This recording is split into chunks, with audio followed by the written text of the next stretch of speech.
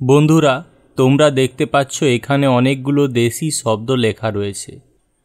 বাংলা শব্দভাণ্ডারে তৎসম, তদ্ভব ও বিদেশি শব্দের মতো অনেক দেশি শব্দও রয়েছে, কিন্তু অসুবিধা হয় এতগুলো দেশি শব্দকে মুখস্থ করতে গিয়ে।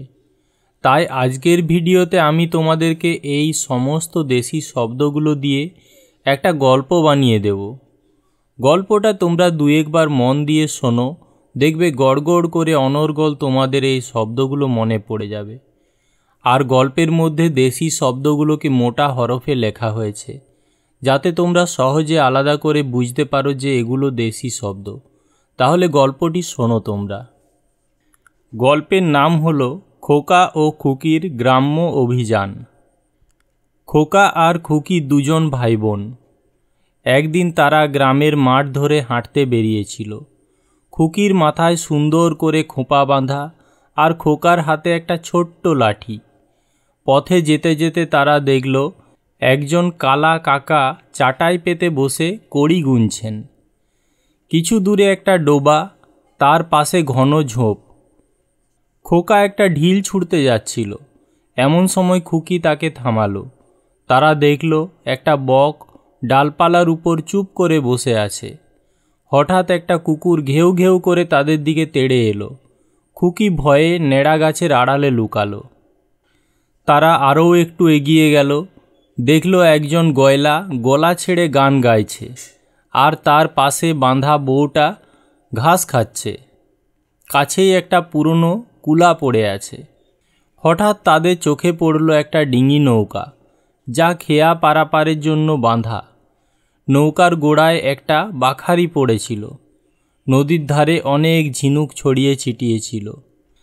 তারা একটা তেঁতুল গাছের কাছে এসে দাঁড়ালো। গাছের শিকড়গুলো মাটির অনেক দূর পর্যন্ত চলে গেছে। খোকা একটা কচি তেঁতুল পেড়ে কামড় দিল, কিন্তু মুখটা তার ঝালে ভরে গেল। তাদের খবর দেওয়ার জন্য গ্রামের গঞ্জ থেকে একজন লোক ছুটে এলো।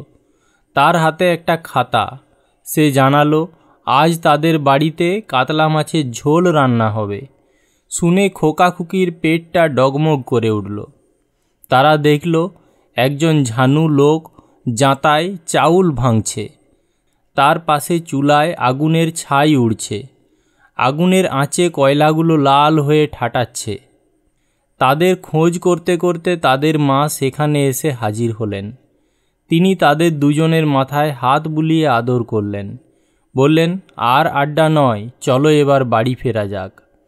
বাড়ির পথে তারা একটা গাঁদা ফুলের বাগান দেখল। ফুলগুলো যেন সূর্যের আলোয় ঝলমল করছে। খুকি একটা টোপর মাথায় দিয়ে নেকা সেজে বসল। তাদের কাকা তাদের জন্য বাজার থেকে ডাব আর কলা নিয়ে এসেছেন।